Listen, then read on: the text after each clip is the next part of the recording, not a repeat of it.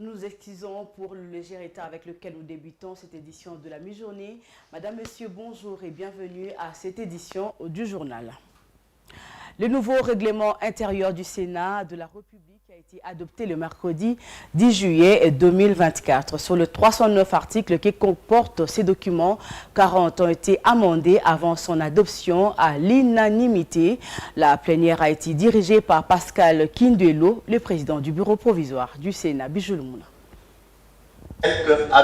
Les sénateurs ont adopté le 10 juillet 2024 le nouveau règlement intérieur de leur institution. Le président du bureau provisoire de la Chambre haute du Parlement, Pascal Kinduelo, a soumis ce projet de règlement intérieur à la plénière pour le débat. Après son adoption, le règlement intérieur sera renvoyé à la Cour constitutionnelle dans les 48 heures qui suivent son adoption pour la vérification de sa conformité à la Constitution et aux lois du pays. Lui qui commence bien, finit bien.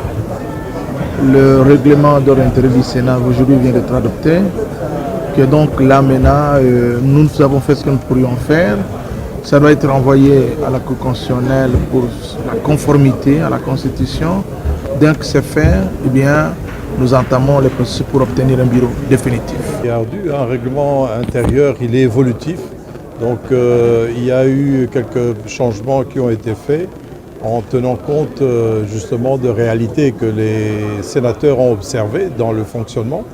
Il y a encore d'autres textes qui doivent être faits, comme le règlement financier. Et ça sera fait plus tard et adopté par la plénière. Le sénateur Jules Lodi, quant à lui, prend l'unité des sénateurs faisant partie de la majorité présidentielle. Ce que moi je vais demander à la longue, c'est l'unité autour de la majorité présidentielle. Parce qu'il y en a qui sont dans la majorité mais qui ne comprennent pas la politique de la majorité. Il y a quelques articles qui sont adoptés parce que les gens n'ont pas compris c'est quoi la politique de la majorité, comment on doit réellement sécuriser les institutions de la République. Le règlement adopté à l'unanimité reste à la Cour constitutionnelle d'approuver sa conformité. Merci. Qui sont contre? Et puis de son côté, la première ministre Judith Suminwa a, au nom du chef de l'État, Félix-Antoine Tshisekedi Tshilombo, présidé le mercredi 10 juillet 2024 au Centre supérieur militaire dans la commune de Ngalema, à l'ouest de Kinshasa, la cérémonie de remise de brevets aux 25 lauréats de la 4e promotion de l'école de guerre de Kinshasa, EGK en sigle. C'était au cours de la cérémonie marquant la clôture de la session 2023-2024 couplée à l'ouverture de la nouvelle année académique dans cette école des hautes études militaires. Images et commentaires. 25 officiers congolais et étrangers ont suivi les enseignements dans 4 domaines, à savoir la stratégie et art de la guerre, la vision prospective sur le monde et l'Afrique dans le cadre de la géopolitique, les actions interministérielles ainsi que le leadership à l'école de guerre de Kinshasa. Au nom du chef de l'État et commandant suprême des FARDC, la première ministre Judith Suminwa Tuluka a présidé la cérémonie de clôture de la formation. Le chef d'état-major général des FARDC, le général d'armée Christian Chiwewe, a salué ces cycles de formation qui, selon lui, traduit la vision du chef de l'État déterminé à assurer la montée en puissance de l'armée congolaise. Voilà pourquoi le deuxième pilier du programme d'action du gouvernement Suminwa consacre la formation régulière des militaires par l'instruction, l'entraînement, la spécialisation et le perfectionnement des troupes des officiers et sous-officiers ainsi que des instructeurs et formateurs militaires. Cette école interarmée du réseau de l'école de guerre francophone, aussitôt créée, a fait d'exceptionnels résultats qui ont confirmé sa mutation à une école nationale à vocation régionale, ouvrant ainsi ses portes aux officiers ressortissants de pays amis tels que la République centrafricaine, le Cameroun, le Congo-Brazza, le Burundi, le Togo, le Bénin, la Belgique et prochainement la France. Dans ces contextes, il importe de souligner que l'enjeu de la formation au sein d'une école militaire est de valoriser les potentiels humains afin de le rendre compétitif Évoquant l'insécurité récurrente dans l'est du pays, le vice-premier ministre, ministre de la Défense nationale et ancien combattant, a saisi l'occasion pour réaffirmer la détermination du gouvernement à professionnaliser l'armée congolaise afin de la rendre plus puissante. La présence de son Excellence Madame la Première ministre, chef du gouvernement, à cette cérémonie doit être pour nous tous une interpellation et surtout l'expression de l'attachement de son Excellence Monsieur le Président de la République, chef de l'État et commandant suprême des forces armées et celui du gouvernement à la professionnalisation de l'armée et au perfectionnement de ses cadres, gage de la montée en puissance et de la survie de la nation. Rappelez-vous que cette école a été créée pour répondre aux besoins des FARDC et des armées des pays amis. Les officiers venus des pays étrangers formés à l'EGK s'y sont outillés pour relever n'importe quel défi sécuritaire dans leur pays respectif. Nous sommes très heureux. Je suis le lieutenant-colonel Aniko Alatignon du Togo. Je viens de passer une année de scolarité ici à l'école de guerre de Kinshasa. Je vous rassure que j'ai tous les outils pour mener une bonne planification dans le cadre de la sécurisation de mon pays et de l'Afrique toute entière. Ouverte en 2021 par le président de la République, Félix-Antoine Tshisekedi, l'école des guerres de Kinshasa, EGK, a pour mission de former les futurs cadres des forces armées de la RDC et de les préparer à assumer des responsabilités d'état-major de commandement et de direction au sein de l'armée et à tout autre poste où s'élabore et s'exécute la politique de la défense de la nation.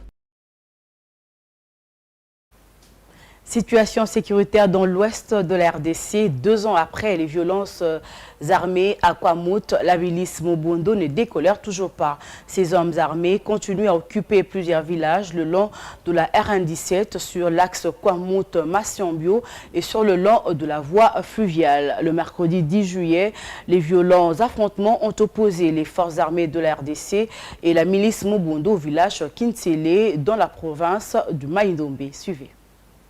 La milice Mobondo n'est pas encore définitivement de fait à Kwamout, dans la province de Maïndombe. Après plusieurs mois d'accalmie, l'insécurité refait surface mercredi 10 juillet 2024. À moins d'1 kilomètre du village Kinsele, précisément à la limite entre le province de Maïndombe et Kinshasa. Des violents affrontements y ont opposé mercredi les forces armées de la République démocratique du Congo et les miliciens Mobondo. De tirs d'armes ont retenti de l'après-midi jusqu'au soir. D'après les sources locales, les FARDC ont mis en déroute les miliciens qui ont tenté d'attaquer une base militaire dans la zone. Les bilans provisoires fait état d'un homme en uniforme blessé. La psychose était généralisée. Les Mobondo avaient attaqué la position de militaires vers Au revoir Maluku. Les militaires ont réagi activement. Ils ont repoussé le Mobondo jusqu'à leur dernier retranchement. Un homme en uniforme est gravement blessé. Il y a ceux qui veulent quitter le lieu mais ne savent par quelle direction sortir. Alerte David Bissaka, député provincial élu de Kwamout. 2 ans après les violences armées à Kwamout, la milice Mobondo ne décolère toujours pas. Ces hommes armés continuent à occuper plusieurs villages le long de la RN17 sur l'axe Kwamout-Massiambio et sur le long de la voie fluviale. Malgré la signature de l'acte d'engagement pour la paix en avril dernier par les autorités traditionnelles Teke et Yaka et devant le chef de l'État, la cessation des hostilités n'a toujours pas suivi sur terrain. En page internationale, l'Organisation du traité de l'Atlantique Nord-OTAN fête ses 75 ans d'existence. À cette occasion, les pays membres de cette organisation se retrouvent à Washington, aux États-Unis d'Amérique, pour discuter de la santé de l'OTAN. Ce sommet a mis l'accent sur la guerre en Ukraine, mais aussi un parallélisme a été établi avec la situation en République démocratique du Congo, agressée par le Rwanda. Selon Joachim Schmoses, la situation de la RDC est différente du conflit ukrainien. Regardez. La sécurité, c'est un enjeu mondial. Le monde entier bénéficie de la stabilité et le maintien du système international libre et ouvert. L'Afrique a souffert de l'instabilité due à la guerre en Ukraine, sous forme de l'inflation et perturbations dans le commerce international. La souveraineté et la paix sont des valeurs universelles. Nous avons mis en place une coalition mondiale pour soutenir l'Ukraine, parce que Poutine poursuit une guerre d'agression unilatérale et non provoquée contre l'Ukraine. Et Poutine ne veut rien de moins que la soumission totale de l'Ukraine, afin la démocratie ukrainienne, la destruction de la culture ukrainienne et rayer l'Ukraine de la carte. Si le président Poutine le décide, cette guerre peut prendre sa fin immédiatement. À propos de la RDC, ce sont deux conflits différents. Les États-Unis partagent les préoccupations de la communauté internationale sur le conflit à l'est de la RDC. Les États-Unis continuent à soutenir les efforts diplomatiques régionaux qui favorisent la désescalade et créent les conditions d'une paix durable en RDC et exhortent toutes les parties au conflit à adhérer à la trêve humanitaire. Au Sénégal, le 10 juillet 2024 a marqué les 100 premiers jours de Bassirou Diomaye Faye à la présidence du Sénégal après son investiture le 2 avril dernier. Un regard sur ce premier pas révèle plutôt des efforts pour aborder des urgences comme la gouvernance, la corruption et la baisse du coût de la vie. En effet, le président Bassirou Diomaye Faye a mis l'accent sur la lutte contre la corruption, la réduction du coût de la vie et la réforme judiciaire. Il a également promis de créer des emplois et de réformer les secteurs fonciers. Diane Bonga nous fait le point. Le président sénégalais est confronté à des défis majeurs, notamment les inégalités économiques et les chômages élevés. L'exploitation du champ pétrolier de Sangomar pourrait offrir des opportunités, mais la gestion de contrats pétroliers sera cruciale pour maximiser les bénéfices. Bassirou Diomaye Faye a d'abord visité le pays voisin, puis s'est rendu en France pour renforcer les relations bilatérales. Il joue également un rôle de médiateur régional, soutenant l'unité africaine et la coopération au sein de la CEDEAO. Bien que le président Faye ait lancé plusieurs réformes notables, il devra prouver leur efficacité face aux attentes élevées de Sénégalais. Le premier mois montre une volonté de changement, mais des défis importants tels que le chômage de jeunes et les inégalités économiques restent à surmonter.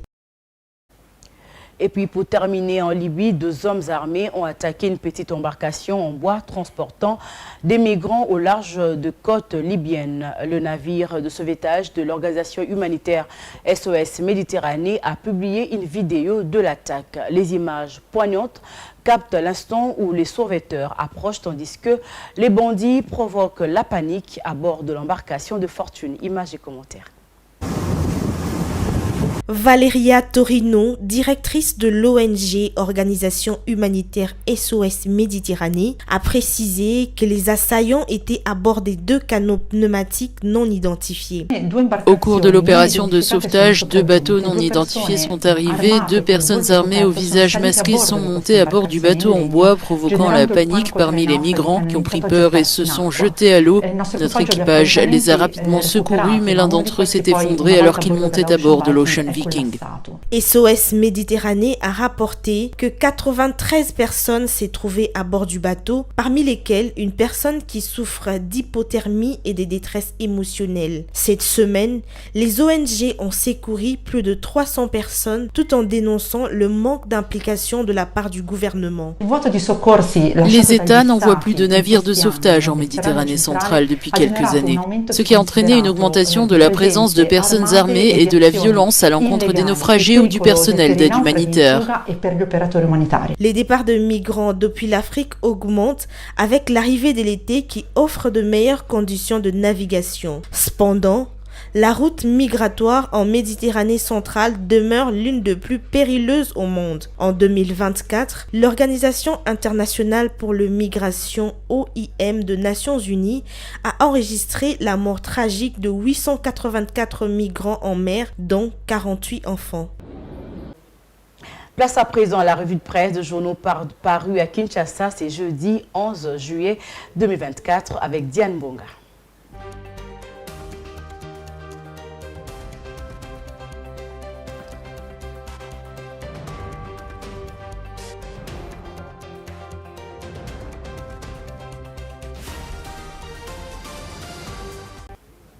Diane Bonga, bonjour et merci de me rejoindre sur ces plateaux pour la revue de presse. Bonjour Antaluyela, merci. Sénat, adoption du nouveau règlement intérieur. Alors, Ranta, les journaux parus ce jeudi 11 juillet 2024 dans la capitale congolaise reviennent sur l'adoption par le Sénat de son règlement intérieur, mais aussi sur la réaction de l'Ouganda sur le rapport des experts de l'ONU sur la RDC. Ouvrons ces kiosques, le nouveau règlement intérieur de la Chambre haute du Parlement a été adopté mercredi 10 juillet 2024 lors d'une séance plénière, rapporte le potentiel. Sur les 109 sénateurs constituant les Sénats, détaille le journal, le 80 présents ont unanimement voté en faveur de ce document. À la suite de cette adoption, ce règlement intérieur sera soumis après révision à la Cour constitutionnelle pour évaluation de sa conformité avec la Constitution conformément à l'article 112 de la loi fondamentale. À la suite de cette adoption, ce règlement intérieur sera soumis après révision à la Cour constitutionnelle pour évaluation de sa conformité avec la Constitution conformément de la loi 112. Toujours au Sénat, le projet de règlement intérieur adopté. Oui, sur le même volet, ces projets de règlement intérieur présentés par Christophe Lutundula, président de la commission ad hoc, rappelle l'agence congolaise de presse comporte 312 articles dont 269 n'ont pas connu d'amendement. Le rapport de travaux de la dite commission avait déposé depuis le 24 juin dernier au bureau provisoire du Sénat qui, à l'issue de l'adoption du règlement intérieur de cette chambre, s'attellera à organiser l'élection et l'installation du bureau définitif, projette l'agence. Soutien au M23, l'Ouganda dénonce des accusations de l'ONU risibles. Changeons de chapitre, cette fois-ci, l'armée ougandaise a catégoriquement nié toute implication dans les soutiens du groupe rebelle M23 en réponse aux accusations formulées par des experts de Nations Unies, détaille Voix Afrique. Lors d'une déclaration officielle, le porte-parole de l'armée ougandaise, le brigadier général Félix, a souligné que l'Ouganda ne sert pas de base pour le rebelle du M23, mais accueille des réfugiés conformément à la politique de Nations Unies. Malgré ces démentis, la MOUCA, une coalition de l'opposition, exige pour ces faits la rupture des relations diplomatiques avec l'Ouganda ainsi que l'annulation de tous les accords avec le pays de Museveni, rapporte le tabloïd. Et pour finir avec toi, Diane Bonga, l'Ouganda démontre tout soutien au M23 malgré les accusations des experts de l'ONU. Clôturons cette revue avec actualité.cd qui titre « À ces jours, le nombre de morts occasionnés par cette guerre d'agression et des pillages des ressources de la RDC est estimé à plus de 10 millions sans que la communauté internationale, dont nos pays francophones sont membres à part entière, ne hausse le ton pour sanctionner et décourager ainsi les pays agresseurs dont les degrés de crimes commis sur le sol congolais dépassent tout entendement. C'est indigné Vital Caméré dans le propos repris par le média en ligne. Merci beaucoup Diane Bonga, c'était un plaisir de partager ces plateaux. Merci Ranta. Et voilà, c'est la fin de cette édition de la mi-journée sur Mondico. Une pensée en écrit retrouvée à 19h, Bijou Mouna pour la grande édition du journal.